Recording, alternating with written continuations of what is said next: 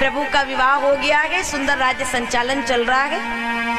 हर देवी से, हर पत्नी से प्रभु को 10-10 पुत्रों की प्राप्ति हुई है, कन्याएं भी हैं। लेकिन ये क्या, भगवान एक दिन विचार कर रहे हैं, मेरी जितनी देवियां हैं सब कभी मुझसे झगड़ती हैं, कभी रूठती हैं, किसी को मैं मनाता हूँ और झगड़ने में, थोड़ा रूठने में सबसे आगे है एक सत्य भामा जी। मैंने पहले भी कथाओं में प्रायः कहा है, जिस कन्या का पिता ज्यादा दहेज देता है, हाँ, उस कन्या के जो भाव हैं वो 7वें आसमान में रहते हैं। और आजकल का जो अभी सिस्टम हम देख रहे हैं, कोई भी बात हो, कोई काम ना करना, मैंने इतना दहेज काहे के लिए दिया है। ये जो आज संबंधों में ये जो सामंजस्य स्थापित नहीं हो पा रहा है ना, कारण यही है हमारे परिवारों में विघटन का। हम किसी भी डोर को खींचेंगे, हम अपनी ओर खींचे और दूसरा व्यक्ति अपनी ओर खींचे तो वो डोर टूटेगी। उसी प्रकार से परिवार में भी। अभी मैं कल ही एक पुस्तक पढ़ रही थी रात्रि में, तो इतनी सुंदर बात लिखी थी कि जिस वंश में, जिस घर में हर व्यक्ति अपने अपने लिए ब्रह्मज्ञानी हो जाता है, मतलब किसी का आदर सत्कार नहीं है, अपनी ही बात सर्वोपरि रखनी है, न बड़ों का सम्मान है, न छोटों के लिए स्नेह है, हर व्यक्ति अपनी अपनी तान चल रहा है, उस वंश का, उस कुल का विनाश हो जाता है। ऐसे बहुत प्रमाण हैं। तो भैया सत्यभामा जी तो रूठती हैं और बहुत ज्यादा रूठती है, लेकिन केवल एक है हमारी श्री रुक्मणी मैया, ये लक्ष्मी जी। आज तक कृष्ण ने इनको कभी रूठते हुए देखा ही नहीं।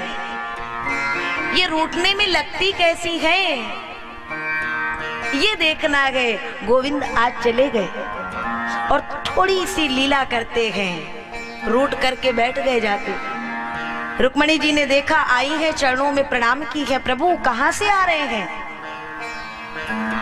क्या हुआ प्रभु, राज्य में सब सकुशल तो है ना। भगवान कुछ नहीं बोल रहे हैं। अब रुक्मणी मैया ने देखा प्रभु कुछ कह नहीं रहे हैं, बोल नहीं रहे हैं, क्या हुआ भगवान, कोई बात है क्या। अब भगवान सोच रहे कोई वाक्य उधर से आए तो मैं अपनी बात कहूं, कोई वाक्य उधर से आए तो मैं अपनी बात कहूं। अब वाक्य आ गया। रुक्मणी मैया ने कहा, प्रभु आपकी इस दासी से कहीं कोई गलती हुई है क्या, कहीं कोई गलती हुई है क्या, कहीं कोई भूल हुई है क्या। अब बस कृष्ण जी को मौका मिल गया, भगवान को अवसर मिल गया। भगवान कहते, गलती रुक्मणी, अरे एक गलती हो तो मैं तुम्हें बताऊं, तुमने तो इतनी गलतियां कर दी है जिसका कोई पारावार नहीं है, इसीलिए थोड़ा सा आज मैं तुमसे खिन्न हूं। अभी तक तो मैं अपनी लीलाओं में व्यस्त था, जब विचार किया तो समझ में आया कि तुमसे कितनी गलती हुई है। रुक्मणी मैया ने कहा, तो प्रभु अगर ऐसी बात है तो कहिए ना, गलती क्या क्या है। तुम्हारे जीवन की सबसे बड़ी गलती है कि तुमने मुझ कृष्ण से विवाह किया। द्वारिकाधीश हूं इसलिए विवाह किया, तो काय का द्वारिकाधीश। अनेकानेक राजाओं के भय से, डर से समुद्र की शरण लेकर के समुद्र के भीतर निवास करता हूं। अरे राजा तो वो है जिसको सब एक साथ मिलकर के राजा घोषित करे। यहाँ तो हमारी ही बनाई गई पुरी और हम ही बन गए राजा, तो काहे के राजा, काहे के महाराजा। देखा रुक्मणी मैया के मुखमंडल पर बड़ी प्रसन्नता का वही शांत भाव है। फिर कहते हैं, अब आप कहेंगी कि आपका भजन सब करते हैं, आपको सब भजते हैं, इसलिए मैंने आपसे विवाह कर लिया। तो मुझे कौन भजता है? कौन भजता है मुझे, जिसके पास में कुछ भी नहीं है? ये बात भगवान ने बहुत बहुत सही कही है। और सच तो है, जिसके पास कुछ नहीं है वही भगवान को भजता है। क्योंकि जब हमारे पास सब कुछ होता है तो हम दुनिया को भजते हैं, और वो सबका सामर्थ्य दुनिया को दे देते हैं। और फिर जब खाली हो जाते हैं तो फिर भगवान के पास पहुंच जाते हैं। संत नामदेव का वह प्रसंग शायद मैंने पूर्व में सुनाया हो कि नामदेव जी विठलनाथ जी के द्वार पे जाते हैं, और जब भी जाएं तो बड़ा खिलखिला के प्रसन्न होकर के वापस आए। आज भी आए। पत्नी ने कहा, मुझे क्यों लगता है कि तुम भगवान से बातें करते हो? नामदेव जी ने कहा, बात तो सच है, भगवान सच में मुझसे बात करते हैं। अब अच्छा बताओ, आपके सामने कोई आ जाए और कह दे कि भगवान मुझसे बातें करते हैं, तो आप क्या सोचेंगे? या तो ये बातें बना रहा है, या तो ये बावला हो चुका है, ये पागल हो गया है। अब पत्नी ने कहा, अगर सच में भगवान आपसे बातें करते हैं तो बोलो ना, कहो ना विठलनाथ जी को कि एक बार चल कर के आए और अपनी चरण रज से मेरी पर्णकुटी को पवित्र कर दें। अगले दिन नामदेव जी गए और जैसे ही भगवान के सामने पहुंचे, अपनी बात रखे। भगवान ने कहा, नामा, यदि मैं जाऊंगा तो मंदिर खाली हो जाएगा, भक्त आएंगे तो सब इधर उधर मुझे खोजेंगे, उचित नहीं है, कैसे जा सकता हूं?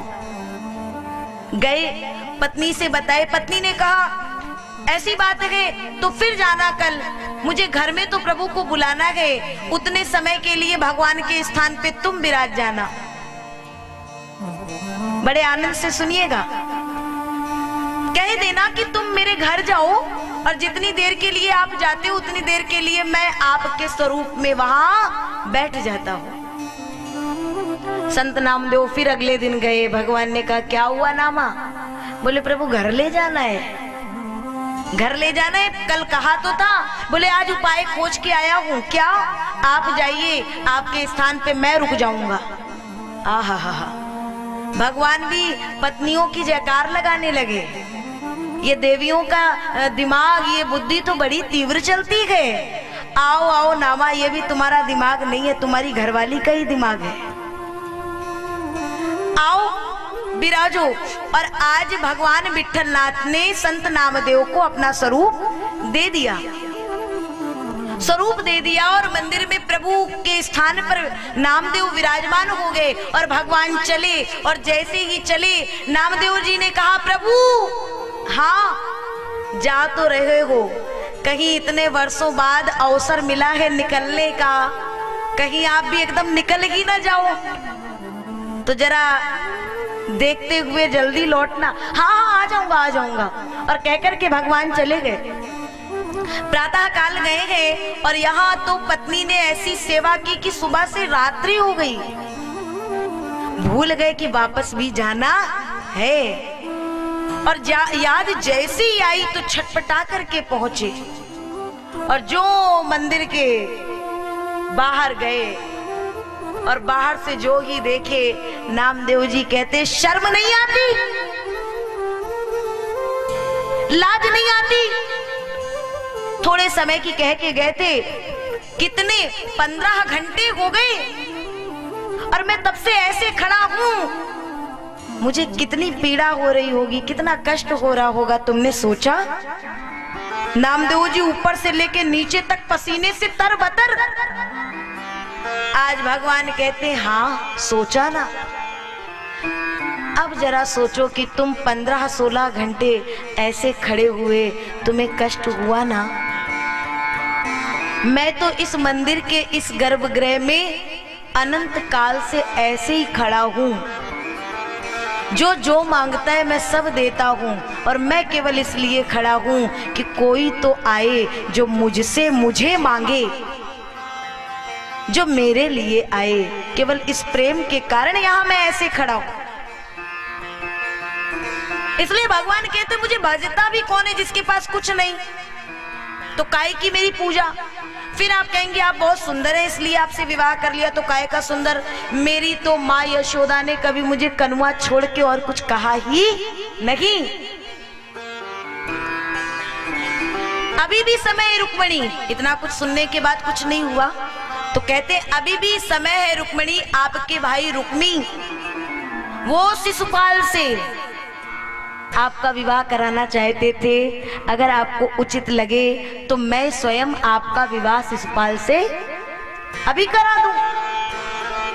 ये सुनकर के मां रुक्मिणी धड़ाम से गिरी, मूर्छित हो गई, बेहोश हो गई।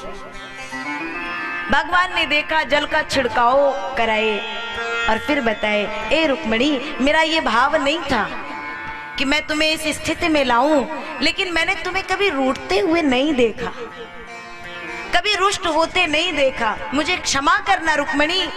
रुक्मिणी मैया कहती है, प्रभु आपने कुछ भी गलत नहीं कहा, सच में मेरा और आपका कोई मेल नहीं है। कहा आप प्रकृति से परे परम पुरुष परमात्मा, और कहा मैं प्रकृति से आबाद एक अबला सी नारी। ये तो आपने कृपा करके और मुझे अपनी सेवा में स्वीकार किया है, ये मेरे ऊपर आपकी महती अनुकंपा है। और आप परमात्मा तो समुद्र में ही निवास करते हैं। कौन से समुद्र में? समुद्र उपलंभन मात्र आत्मा, आत्मा रूपी समुद्र में ही तो आप निवास करते हैं गोविंद। और आपको भजता वही है जो अपने हृदय से दुनियादारी की तमाम बातों को, मोह को छोड़ देगा, वही तो आपको भज पाएगा गोविंद। और राजा तो आप समस्त ब्रह्मांड के हैं, मुझे पता है। और सुंदरता की बात रही तो आप ही कहते हो कि एक जरा सी तान छेड़ता था मुरली की तो पूरी की पूरी ब्रजांगनाएं दौड़ती भागती आ जाती थी। आज भी वृंदावन की ओर लोग बावले होकर के दौड़े जाते हैं, केवल बिहारी जी की एक झलक पाने के लिए। और बिहारी जी का स्वरूप कैसा है आप सब जानते हैं। कोई जो मूर्त है बिहारी जी की, कोई वो सुंदर सी, ये श्वेत वर्ण नहीं है। कैसी है? श्वेत वर्ण है कि सांवला रंग है? सांवला रंग है ना। और उस पे जाकर के ये पूरी की पूरी दुनिया, मतलब हम आप सब केवल एक झलक पाने के लिए मरते गए गोविंद, एक बार। तो सरकार जब दुनिया इस रंग पे मरती है तो कहीं निक जरा से गोरे होते तो क्या होता। और हम आप सब भगवान की ओर तभी आएंगे जब मन फकीरी में लग जाएगा।